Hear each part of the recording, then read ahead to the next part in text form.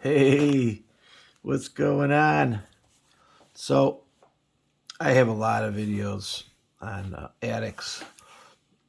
You really need to go to your attic a couple times a year, inspect it. If you have a non-finished attic and an access panel or a pull down that you don't go up a lot, make sure that you're wearing some type of PPR, personal protection, like a P100, P95, HEPA filter, anything. Because what happens is the minute you open that access door and panel, um, you're going to cause a plume. And as you stick your head up, you're going to go into that plume. And I know that it's a problem. I've been doing this for 40 years, and after doing 18,000 homes, I have issues now with one of my lungs from these plumes and other things. So make sure you're protected when you go in your attic, especially if you don't use your attic a lot. So let's get back to what this video is really about. Oh, by the way, if you have any questions on your house or problems, you could just send me a photo. Google, call Marco with a question. Marco with a question, M-A-R-K-O, call Marco with a question. Also, please rate, subscribe, ring the bell, share. So here's an attic that has the insulation. Now, in cold weather climate design homes, if you notice, the insulation is here inside the rafter space, and see how it's falling down. Well, what's the problem here? Do you see that? Mold and mildew. And so what happens is the moisture in that attic is being trapped. There's no ventilation. I've got videos on venting. You want to make sure that you have good ventilation. If you're going to have ridge vents and soffit vents, make sure that the soffits aren't plugged up so the air can travel up to the ridge.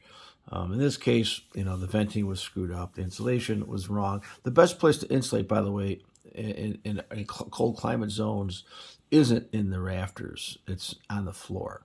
And you want to keep your roof open, your attic open and not heated, not conditioned, if it's a non-conditioned attic space.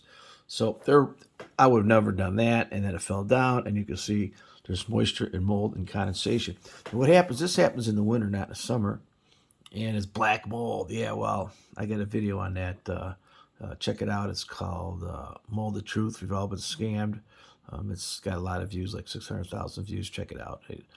It's probably a 15-year-old video I did, and things haven't changed since I've done that video. Maybe I don't test as much. If you smell mold, then you got mold, and you see mold, you got mold, right? You don't really need to test for it. And all mold's bad. I mean, black mold, all of them are black: Cladosporium, Penicillium, Aspergillus, Ganoderma, Epicoccum. And what kind of, and then you do a tester, right? You pay these guys to test your house for mold, and it comes back Aspergillus splash Penicillium. What does that tell you? Nothing. It just says that there's a slime mold up there and you had a moisture event. And by the way, they don't speciate these molds. They're done with aerosol cassettes. So there's 77 different genuses of Aspergillus. Is it Aspergillus fumigatus? Is it Aspergillus niger? And who cares what it is? Maybe you're only allergic to one of them. I don't know. I think if you're allergic to mold, you're allergic to mold.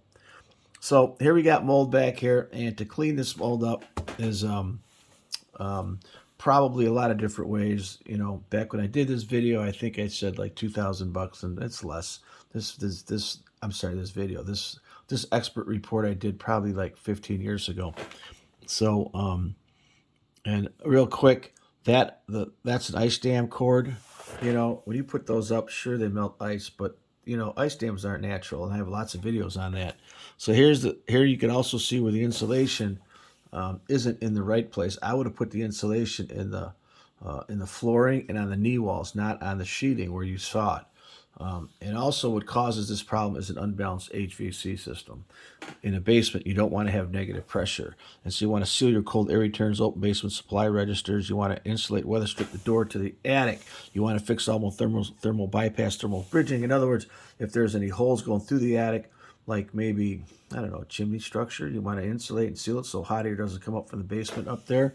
If you got recessed can lights, that's also thermal bridging, thermal bypass. So you might want to get, insulated can lights are better, or just surface mounted can lights.